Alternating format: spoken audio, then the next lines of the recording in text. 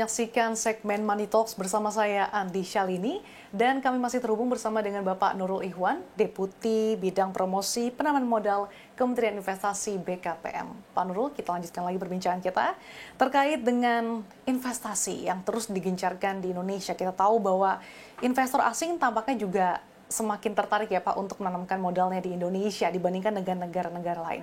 Tapi kalau boleh digambarkan Pak, sektor usaha mana sih yang sejauh ini paling banyak dilirik oleh investor dan prospek ke depannya akan seperti apa?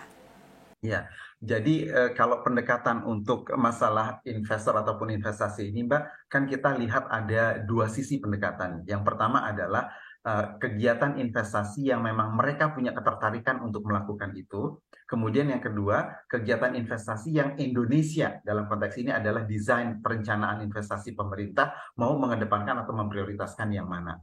Nah, yang paling baik adalah ketemu antara apa yang diinginkan oleh investor untuk melakukan ekspansi dan apa yang diinginkan oleh pemerintah untuk kemudian dipromosikan, diprioritaskan, itu juga merupakan kepentingan dari para investor. Nah, pertanyaannya adalah apakah Indonesia memiliki dua hal tersebut? Nah, kita lihat bahwa pada saat ketika kita punya destruksi dari sisi adanya pandemi, kemudian juga terjadi perang dingin antara Amerika dengan Cina, ditambah lagi dengan Ukraina dengan Rusia dan segala macam, ini memunculkan situasi di mana ekonomi terjadi turbulensi dan semua negara itu menginginkan investornya balik pulang kandang lagi. Sehingga sulit hampir bisa disampaikan kepada semua negara untuk bisa menarik investasi secara besar masuk ke dalam negaranya. Kalau negara tersebut kita tidak punya strategi yang pas untuk menarik investasi masuk ke Indonesia. Nah, untungnya Indonesia punya kebijakan yang pas. Kenapa pas? Karena dalam situasi ekonomi yang turbulensi seperti itu, tetapi juga didorong dengan penemuan-penemuan teknologi-teknologi yang baru, maka muncul demand dan supply yang baru ataupun market-market baru. Nah, dalam konteks ini didukung juga dengan keinginan untuk bisa menciptakan ekonomi yang lebih hijau, bumi yang lebih sustainable, masyarakat yang lebih sehat, dan juga alam bisa melakukan revolving atas daya dukung mereka terhadap manusia. Maka kemudian yang terjadi adalah bagaimana mereka tetap bisa melakukan kolaborasi ekonomi secara global, tetapi tetap bisa menumbuhkan ekonomi lokal mereka, namun tidak bisa terlepas dari ketergantungan mereka terhadap sumber daya alam yang tidak mereka miliki, tetapi dimiliki oleh negara lain. Nah, negara lain itu namanya adalah Indonesia. Nah, sehingga Indonesia sudah membangun strategi sejak dari awal, bahkan sebelum masuknya pandemi, kita sudah mengatakan bahwa kita akan memilih strategi kita dengan melakukan hilirisasi terhadap sumber daya alam kita yang prioritas. Nah, karenanya kemudian ini menjadi strategi yang pas. Kenapa? Karena tadi saya sampaikan, ketika perusahaan-perusahaan, ketika negara-negara semua menginginkan investornya pulang kampung ke dalam negaranya masing-masing, mendukung pertumbuhan ekonomi negaranya masing-masing, mereka tetap nggak bisa melepaskan diri untuk mendapatkan dukungan sumber daya alam yang berupa bahan baku. Nah, Indonesia memiliki bahan baku itu. Namun, ketika kita hanya memberikan bahan baku seperti apa adanya kita ekspor, tidak ada nilai tambahnya. Kontribusinya terhadap ekonomi Indonesia menjadi sedikit. Nah, karenanya kemudian dengan policy kita memberikan hilirisasi terhadap sumber daya alam, dan ini memberikan kesempatan Indonesia dengan memanfaatkan comparative advantage yang dimiliki digabung dengan hilirisasi ataupun downstream industry sehingga added value bisa tercipta di Indonesia, dan pada saat turbulensi ekonomi terjadi karena added value terjadi di Indonesia, maka Indonesia ekonominya akan tetap bisa tumbuh dengan baik. Nah, dari situlah makanya kemudian yang kita prioritaskan sekarang adalah ada 21 komoditi dari 8 sektor yang ada di Indonesia yang ingin kita promosikan lebih jauh, dan ini mendapatkan respon yang luar biasa dari investor internasional. Tentunya kita sudah tidak sama-sama asing lagi kalau mau mengambil contoh dari nikel, karena nikel itu di satu sisi ini adalah sumber daya alam yang tidak banyak negara memiliki itu, dan Indonesia menguasai paling besar di seluruh dunia tentang itu, dan ini memberikan dukungan terhadap upaya perbaikan atas carbon footprint secara global, karena dengan ini kita bisa memberikan kesempatan untuk adanya peralihan teknologi dari yang berbasis fosil khususnya untuk otomotif kepada baterai listrik. Nah, di mana nikel ini menjadi bagian yang paling dominan untuk EV battery ketika dia menggunakan lithium baterai, di mana lithium itu juga digabungkan dengan nikel, kobalt untuk membangun baterai listriknya tadi.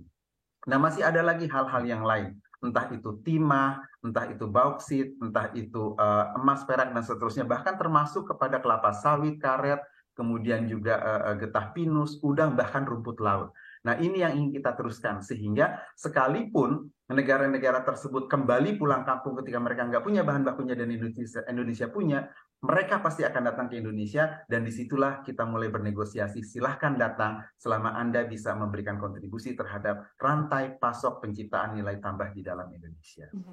Artinya sektor-sektor usaha yang akan difokuskan lebih terkait dengan sektor-sektor usaha yang tentunya mengedepankan aspek sustainability ya Pak Nurul ya. Tapi berbicara soal sustainability, bagaimana evaluasi dari Kementerian Investasi BKPM terkait dengan kebutuhan ataupun demand investor? Utamanya kalau kita lihat investor asing di kawasan ASEAN untuk bisa berpartisipasi dalam hal mengakselerasi sustainability di Indonesia. Ya, nah ini sustainability yang kita lihat ini kan kalau kita lihat perkembangannya pertama dari sisi teknologi gitu ya. Saat ini mungkin sampai dengan beberapa dasawarsa ke depan gitu ya, mungkin sampai saya memperkirakan sampai 2040 lah, bahwa teknologi yang digunakan untuk melakukan kegiatan produksi atau industri ini belum sepenuhnya bisa dengan teknologi yang tidak berkontribusi pencemaran karbon. Artinya masih tetap menghasilkan pencemaran karbon. Nah, karenanya dari waktu saat ini sampai dengan 2040, ini akan ada transisi sebelum kita sampai kepada teknologi yang benar-benar tidak menghasilkan karbon. Sebelum Indonesia masuk pada komitmennya untuk net zero di tahun 2060. Sebelum negara-negara lain juga dengan komitmen mereka mulai dari 2040, 2050, 2060. Nah, artinya bahwa ketika itu belum terjadi, upaya untuk mengurangi carbon footprint ini tetap terus berlaku, tetapi dengan kapasitas yang kita miliki saat ini sampai dengan menjelang 2040 tadi. Nah, karenanya kemudian muncullah berbagai alternatif, termasuk di dalamnya adalah carbon trading.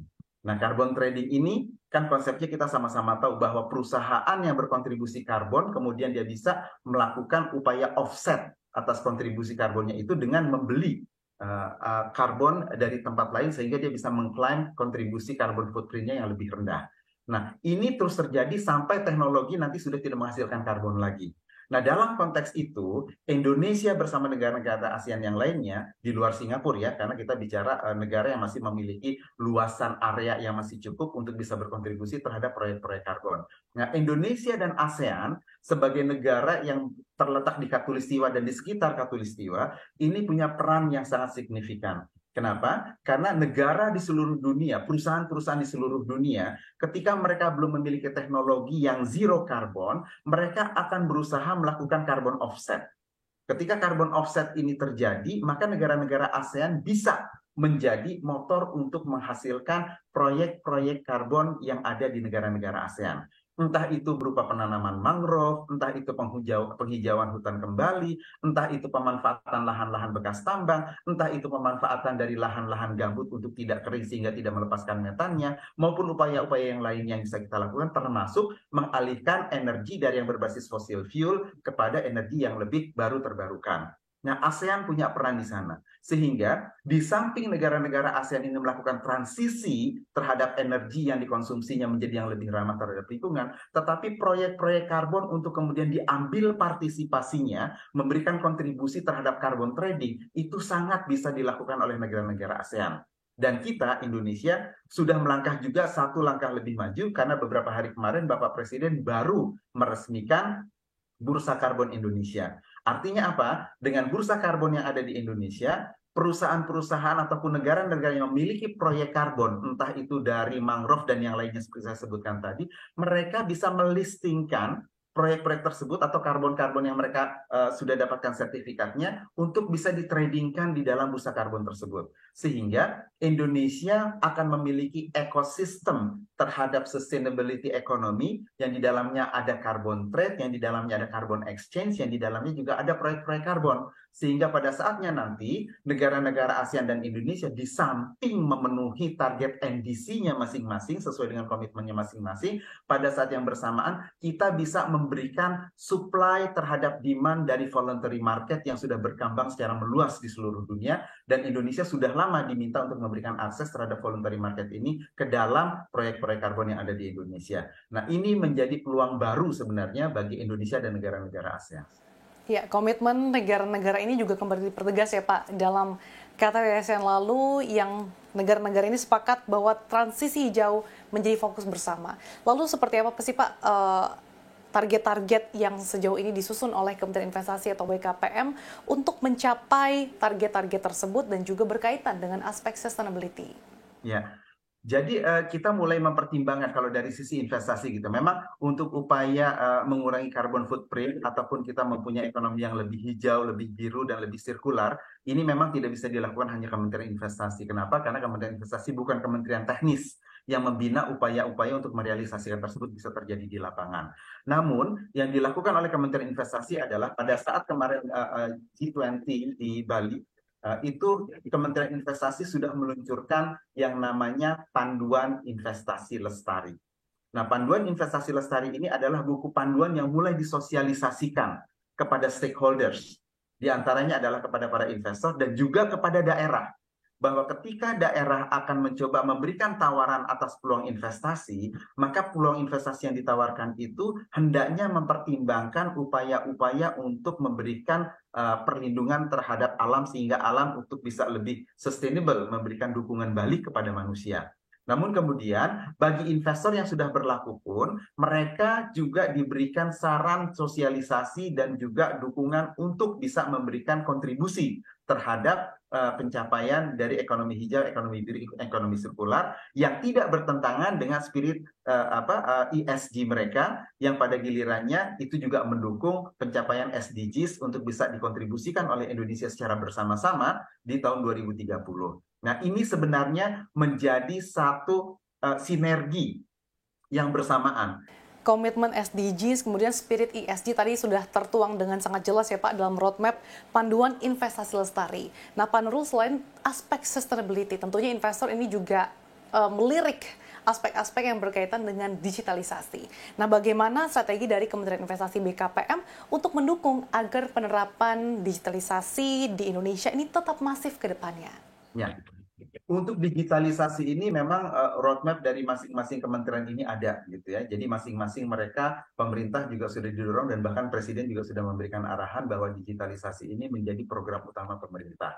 Nah, kalau dari sisi kami di Kementerian Investasi BKPM, yang paling clear tentang digitalisasi adalah OSS tersebut, di mana kita mengkoordinasikan dan mensinkronisasikan dan mengintegrasikan sistem-sistem yang berkaitan dengan perizinan untuk berinvestasi yang ada di Indonesia, yang kita integrasikan yang ada di daerah, yang ada di KL lain, menjadi satu sistem, yaitu online single submission. Nah, ini adalah program digitalisasi yang menurut kami yang memberikan manfaat langsung kepada para investor. Kenapa? Karena dengan digitalisasi ini akan terjadi transparansi, akan terjadi percepatan, dan akan terjadi kemudahan dari proses dan prosedur untuk melakukan investasi di Indonesia.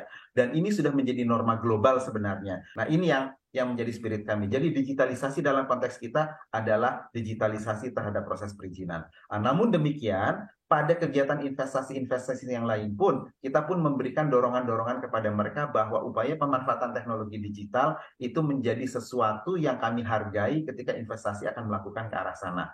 Biarpun pada saat yang bersamaan, untuk negara besar seperti Indonesia dalam konteks populasi keempat terbesar di dunia, ini pun menjadi tantangan tersendiri juga, Mbak Sasa. Kenapa? Karena negara dengan populasi yang besar ini selalu saja punya persoalan bagaimana bisa menciptakan kesejahteraan melewati penyediaan lapangan pekerjaan. Di mana tadi bahwa lapangan pekerjaan itu harus bisa disiapkan sebagai instrumen kesejahteraan. Karena di kita masih beranggapan dan masih terjadi pada faktanya orang tidak sejahtera kalau tidak punya pekerjaan. Biarpun ke depan ini patut kita challenge lagi, karena tidak harus yang namanya pekerjaan itu adalah fungsi dari kesejahteraan.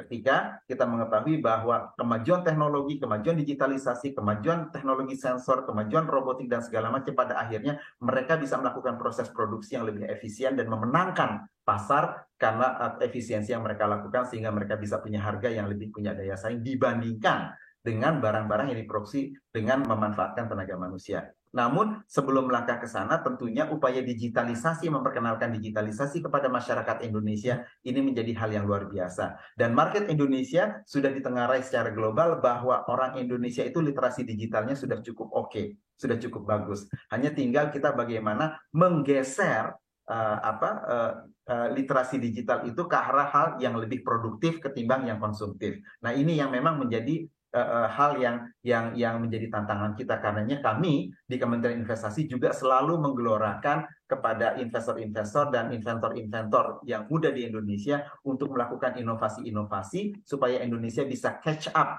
dengan perkembangan teknologi yang ada yang memberikan dukungan menjadi backbone atas pertumbuhan ekonomi Indonesia. Terakhir nih Pak, bagaimana BKPM memandang peranan dari perbankan untuk mendukung program-program yang telah disusun oleh Kementerian Investasi BKPM?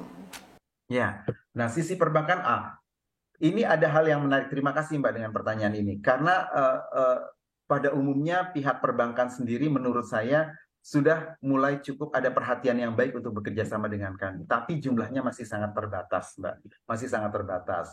Nah, di mana kami menginginkan sebenarnya lebih banyak lagi perbankan untuk bisa berkolaborasi dengan kami, sehingga tawaran-tawaran dari sisi funding finansial yang diberikan oleh perbankan itu, dia tidak hanya bermain di sektor portofolio ataupun keuangan saja, tetapi kita harus bisa mempertemukan antara sektor real dengan sektor portofolio tadi. Karena pada intinya, sektor real ketika dia bermain di market masyarakat, pasti akan ada ranah tertentu di mana sektor real itu harus sektor finansial ataupun portofolio itu harus bersentuhan dengan sektor real. Nah, pada saat itulah saya berharap sebenarnya banyak perbankan harus sudah mulai berpikir bekerja sama dengan kami, entah itu dalam konteks membangun upaya menarik investasi masuk ke Indonesia dari investasi yang greenfield, di investasi-investasi baru untuk kemudian dibantu pembiayaannya dan difasilitasi pembuatan perusahaan di Indonesia, maupun memanfaatkan atas sitaan-sitaan perusahaan yang dianggap masih bisa kita lakukan perbaikan untuk kemudian diberikan ataupun ditawarkan kepada investor, masuk kepada investor di sektor yang brownfield, bukan greenfield. Nah, sumber-sumbernya ini banyak di perbankan, karena biasanya mereka hanya memilih dilelangkan saja, sehingga nanti hasil lelangnya itu dipakai untuk menutupi kredit macet yang tidak bisa dibayarkan oleh perusahaan. Padahal sebenarnya di tangan investor yang lain, proyek yang sudah disita ini masih bisa ditawarkan untuk mendapatkan investor baru yang kemudian dikelola dengan manajemen yang baik, dikelola dengan kapital yang lebih baik, ditambah lagi kalau didukung pembiayaannya oleh perbankan tersebut. Nah, ini yang belum terjadi secara masif di Indonesia, sehingga perbankan belum memanfaatkan arena ini untuk bisa bekerja sama dengan Kementerian Investasi dan BKPM. Disitulah kalau misalnya pihak perbankanan ingin menjadi mitra bekerja sama dengan kami pemerintah di Kementerian Investasi pada arena yang mempertemukan antara sektor keuangan atau finansial dengan sektor real yang ada di bawah kami. Kita akan bersama ya Pak, semoga semakin banyak lagi perbankan yang berkolaborasi dengan Kementerian Investasi BKPM, karena tadi seperti yang sudah dikatakan dan juga dijelaskan bahwa perbankan ini memiliki peran yang cukup strategis dalam mendukung program-program BKPM, Kementerian Investasi, untuk semakin menarik minat investor asing berinvestasi di tanah air. Terima kasih atas waktunya Pak Nurul Ihwan, Deputi Bidang Promosi Penanaman Modal Kementerian Investasi BKPM. Sehat selalu untuk Anda Pak Nurul. Terima kasih Mbak Sasa, sehat selalu. Terima kasih semua.